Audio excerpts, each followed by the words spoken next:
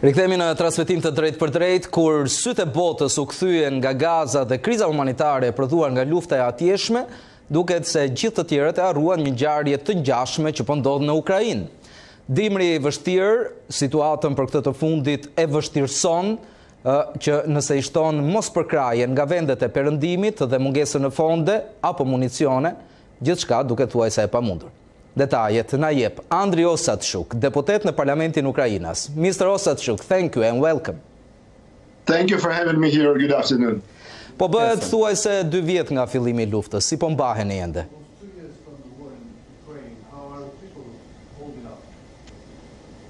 We are still alive in most of the cases.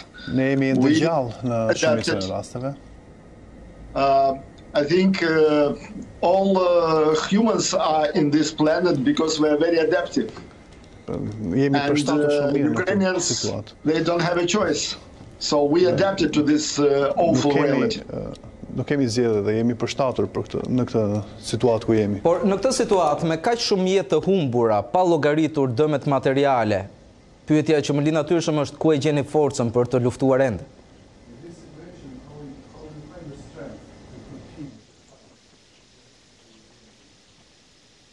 It's important for all Europeans to understand that the story of confrontation between Ukraine and Russia is very long. It is 300 years story. Europianët të kuptojnë se historia e konfliktit në Rusisë është shumë e gjatë, është qindra vite histori. During all these years, Russians did a lot of awful things in Ukraine. And after independence of Ukraine in 1991, we knew that earlier or later they will come back. Gjatë këtyre viteve rusët bën gjëra shumë të këqija në Ukrainë dhe gjatë pavarësisë së Ukrainës në vitin 1991, ne e dinim që do të riktheheshim. All the world have seen the nightmare in Bucha, in Irpin, in Izum, in Mariupol and other Ukrainian cities. Dhe gjithë bota ka parë masakrat që kanë ndodhur në Bucha dhe në qytete të tjera, në Mariupol, qytete të tjera të Ukrainës. So we know what will happen if Russians will take more territory of Ukraine. Pra e dim se çfarë do të ndodh tani nëse rusët do të marrin më shumë territor në Ukrainë. So that's why we simply do not have choice. We will fight till the end. Prandaj nuk kemi zgjidhje tjetër, do të luftojmë deri në fund. And if someone is thinking that Russia is going to stop, but they are not. Dhe nëse dikush mendon që Rusia do të ndalojë, ata nuk do ta bëjnë, nuk do të ndalojnë. E drejt, por kundër ofensiva nuk është se dha rezultatet që priteshin. Shumë vende tani po e vënë në dyshim nëse do duhet apo jo të vijojnë ndihmën për Ukrainën. A ka rrezik që kjo të dobësojë mbështetjen dhe rreshtimin krahjues?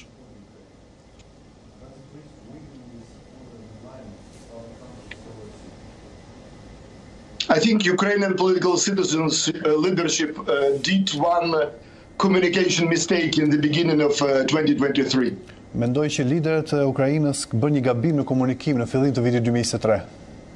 Having good results in 2022 when we were able to stop Russians to destroy their blitzkrieg and in fact to liberate huge amount of occupied territories.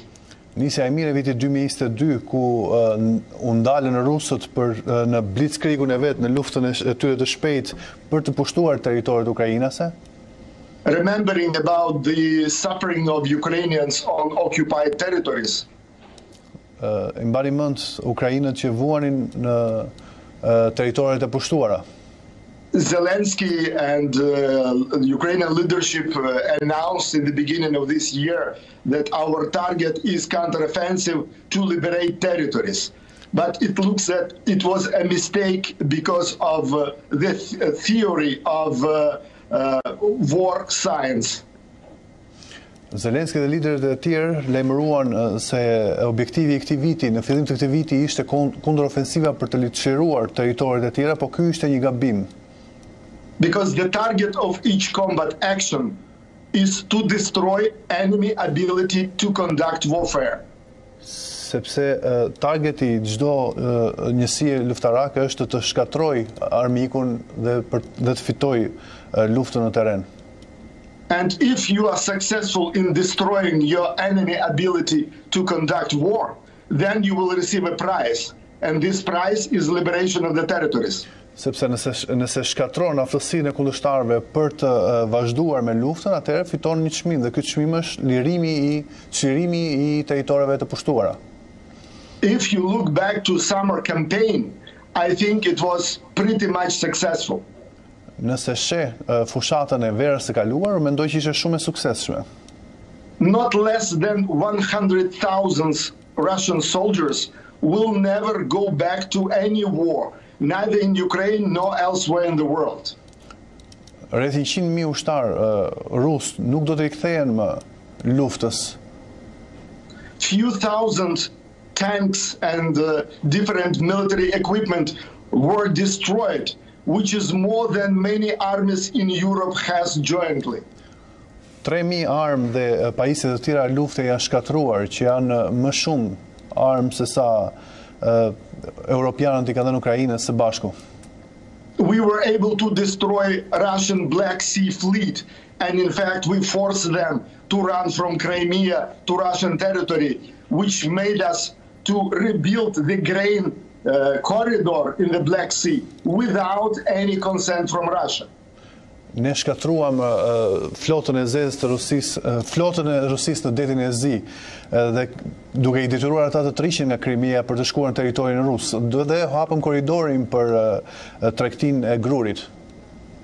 All that is extremely material military results of Ukrainian army in summer campaign 2023. So that's why I think our biggest diplomatic problem now that we did a mistake in communication in the beginning of the war, and now yes, it creates some problem for Ukrainian diplomacy in the world. Këto ishin çmimet që fitoi Ukraina në verën e vitit kaluar, kurse në fillim të këtij viti ne bëm një gabim diplomatik në përshkrimin e kësaj lufte dhe kjo na dëmtoi edhe në arenën ndërkombëtare. Pavarësisht kësaj, të gjithë syt janë në Gaza tani. A ndiheni ju të braktisur? I think all eyes of TV studios on Gaza, but not all eyes of top politicians in Europe and in United States. Mendoj që vetëm syt e televizioneve janë në Gaza, por jo syt e liderëve botror, sidomos të Europës dhe të Shteteve Bashkuara. Unfortunately, pictures or videos from the war accepted like a show, and people in the West, they don't want to see the same show. They want different pictures. So that's why, yes, for the moment, Gaza is on TV screen, but Ukrainian war is definitely on the radars of all top European politicians, and that's what we have seen during last 2 days, as in Europe, as in the United States. Lufta në Gaza është në krye të televizioneve dhe shërben si show, por lufta në Ukrainë është në mendjet e liderëve europianë dhe të Shtetit Bashkuar, siç e kemi parë këto 2 ditë. Por zërat ndërkohë thonë se Perëndimi ka kërkuar Ukrainës të bëjë kompromis për t'i dhënë fund luftës. A ka presione ndaj Kievit që kërkojnë lëshimin e territoreve të synuara nga Rusia?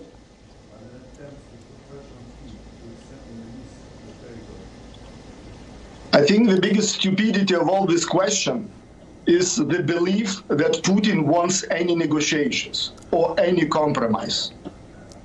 Mendoj që gjithë gabimi në këtë pyetje është të besosh se Putin do negociata apo do një kompromis.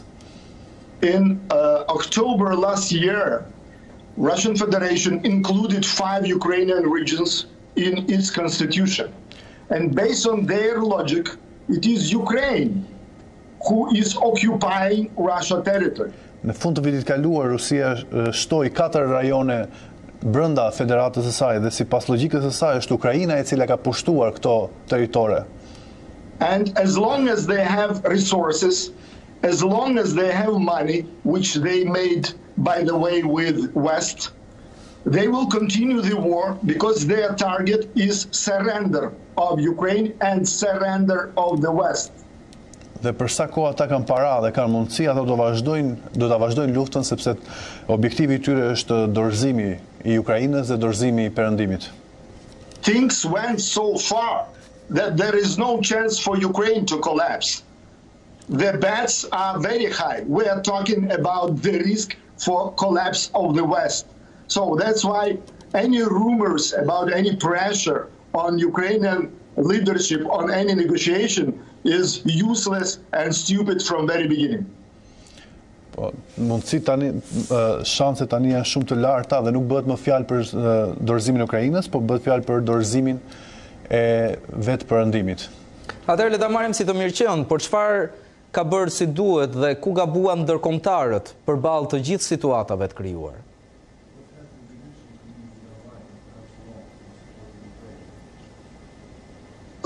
The Western community did a lot of very good things, but unfortunately most of the good things was very late.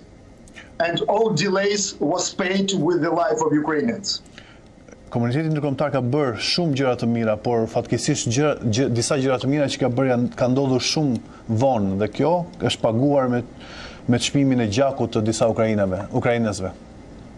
Yes, we received a lot of military support from the West, but it was and it is not enough to be at par with Russian military armada. Po, ne kemi marrë një sasi të madhe pajisje ushtarake nga perëndimi, por nuk është mjaftueshme që ne jemi të barabartë me ushtrinë ruse. Yes, the West introduced a lot of sanctions against Russian Federation, but till today they can produce long-range cruise missiles which mostly consist of Western spare parts. Po, ata I kanë vënë sanksione Rusisë, por gjithsesi Rusia është e aftë të prodhojë raketa me rrezet të gjatë, të cilat ndërtohen me pjesë këmbimi të marra nga Europa, nga perëndimi. Till today, Russian Federation is able to receive several $billion per day on the sale of fossil fuel. Edhe ditë e sotme, Federata Ruse ka qenë e aftë që të fitoj disa miliard dollar në ditë nga shitja e karburanteve. Meaning that a year ago, a lot of people in the West thought that Russian economy will not sustain, but reality is very much different. Honestly speaking, sanctions does not really work. Një vit më parë, disa thonin që ekonomia rusisë nuk do të përballonte këtë lloj shpenzimi, por ishte e gabim. So if the West doesn't want to lose this confrontation, the West shall be more tough and more responsible and more aggressive. Prandaj nëse perëndimi nuk do ta humbas këtë përballje, duhet të jetë më I ashpër dhe më agresiv kundër Federatës Ruse. Zoti Osatshuk, pyetja e radhës në fakt ka brenda dy pyetje, sepse Bashkimi Evropian ka nisur procesin e integrimit me Ukrainën. A llogaritet kjo në listën e fitoreve të vendit, sepse duhet të mbajmë parasysh që në të njëjtën kohë nuk ka ende asnjë dakordsi për fondet përderisa Hungaria ka vendosur veton e saj. A jeni ju të shqetësuar? I think the European Union shall be worried about Orban and about Hungary. Mendoj që Bashkimi Evropian duhet të jetë I shqetësuar për Orbanin dhe për Hungarinë. Yesterday when Orban was asked to go out from the hall to give the chance for European leaders to vote for a decision to open negotiations with Ukraine and Moldova. Ditët e shkuara kur Orbani u detyrua të largojë nga salla që të bënte të mundur që liderët evropianë të votonin për hapjen e negociatave për Ukrainën dhe Moldavinë. I think it was confirmation of not problems of Ukraine, but it was a confirmation of the problems in European Union. Mendoj që kjo nuk ishte konfirmimi I problemeve në Ukrainë, po ishte një konfirmim I problemeve brenda Bashkimit Evropian. I think it is about strong necessity to change the rules in European Union, because incidents like that giving very huge negative impact on the reputation of all European Union. Mendoj që kjo është diçka të cilën Bashkimi Evropian duhet është nevojë e Bashkimit Evropian për ta ndryshuar, sepse jep një impakt negativ në lidhje me imazhin e Bashkimit Evropian. I'm sure that Ukraine will receive all promised funding from European Union, because there are a lot of different mechanisms how to do that even without Hungary concerned. Besoj se Ukraina do ta marrë ndihmën ekonomike nga Bashkimi Evropian sepse ka shumë mekanizma që mund ta shmangin veton e Hungarisë dhe shqetësimet e Hungarisë. So that's why the decision on negotiations is definitely extremely important from political point of view. At the same time, we need resources to conduct the war. It's difficult to fight a Russian missile with the decision on the beginning of negotiations. To fight Russian missile, we need weapons. Dhe prandaj vendimi për hapjen e negociatave është vendim I duhur nga ana politike për Ukrainën, por gjithashtu ne na duhet edhe ndihmë monetare, sepse nuk luftohet agresioni rus me hapjen e negociatash, por luftohet me para për raketa. Mirë po, dimri ka ardhur dhe ju atë ndihmë nuk e keni ende. Rusia ndërkohë po përgatitet për përshkallëzim, pasi thonë që NATO po ndërhyjë në këtë çështje. A është propagandë apo diçka së cilës Ukraina duhet I trembet? Listen, for us it's too late to be fear. Për ne është shumë vonë që të kemi frikë. The West was repeating the word escalation for the last 21 months and no one can say what it is. Perëndimi po e përsërit fjalën përshkallëzim për 21 muajt e fundit, por askush nuk mund të thotë se çfarë është kjo. While you were concerned about escalation, you have the new war in Israel and very likely the new war in Venezuela, and I'm sure that all these stories is the pages of one book. Derisa jeni të shqetësuar për përshkallëzimin, ndërkohë që jeni të shqetësuar për përshkallëzimin, keni një luftë të re në Izrael dhe keni një luftë të re mbase në Venezuelë. Dhe kjo është një faqe tjetër në libër. Putin understands only force, only strength. Putin kupton vetëm forcë dhe vetëm fuqi. At the same time, China is watching, waiting for the end of this show, because China also understands only force and only strength. Dhe gjithashtu Kina është duke pritur të mbarojë kjo shfaqje, sepse edhe Kina kupton vetëm fuqi dhe forcë. And it's not for Ukraine alone to fight these huge dictatorship powers. Again, it's the issue of all free world. And for the moment, the question is very simple. Or we all will survive, or the world will be different in next decades. Dhe nuk është vetëm detyra e Ukrainës të luftojë kundër këtyre diktaturave, por është të gjithë. Dhe ekziston një pyetje, a do I mbijetojmë këtyre apo ky do jetë fundi? Mirë po, presidenti Zelenski, sepse duam të kalojmë tek një tjetër çështje, I tha botës se Rusia ka një agjendë më të zgjeruar edhe për Ballkanin Perëndimor, kryesisht konfliktin mes Kosovës dhe Serbisë. A është real? Look, we pretty much forget what happened even few years ago. Ne harrojmë se çfarë ndodhi disa vite më parë. If you open the newspapers from December 2021, you will find the answer on your question. Nëse shikoni gazetat e dhjetorit të vitit 2021, do të gjeni përgjigjen e pyetjes suaj.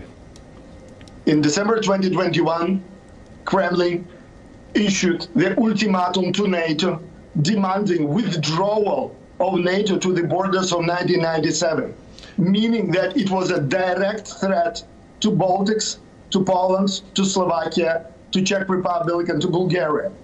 Putin said that he wanted to control everything what was controlled by Soviet Union. Në dhjetor të vitit 2021, Rusia lëshoi një paralajmërim për NATO-n të tërhiqte kufijtë e saj përpara vitit 1999 dhe kjo është I kërcënim për vendet baltike, për Bullgarinë dhe për vendet e tjera të cilët U bashkuar NATO-s pas këtij viti. Since December 2021, he did not change his plan. He wants to restore the Soviet Union.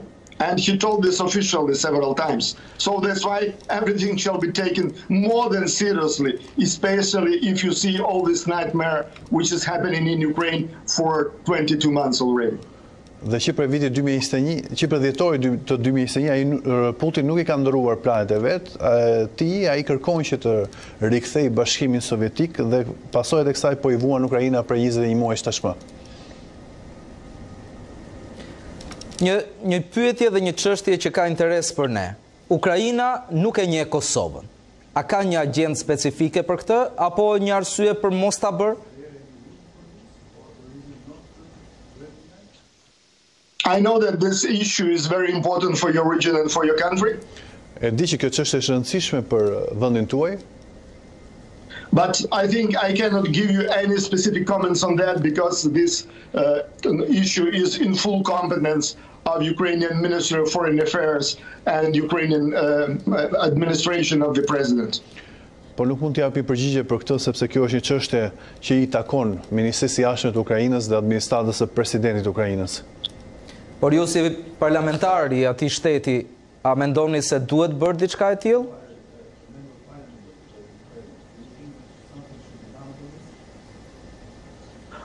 Look, we have a huge list of priorities. I understand the importance of this question for you. But for us, for the members of Ukrainian Parliament, the priority is to survive. Now we are fighting for surviving of Ukrainian people on our land. That's priority number one, and we're spending 24 hours per day just for this topic. E kuptoj që kjo është çështje e rëndësishme për ju, por ne kemi disa prioritete dhe prioriteti i parë për ne tashmë është të mbijetojmë në tokën tonë. Dhe ne po i dedikohemi kësaj për 21 orë në ditë. Mr. Osatshuk, thank you very much for being here. Faleminderit që ishit me ne. Thank you for having me here. Thank you for your questions. Faleminderit për ftesën.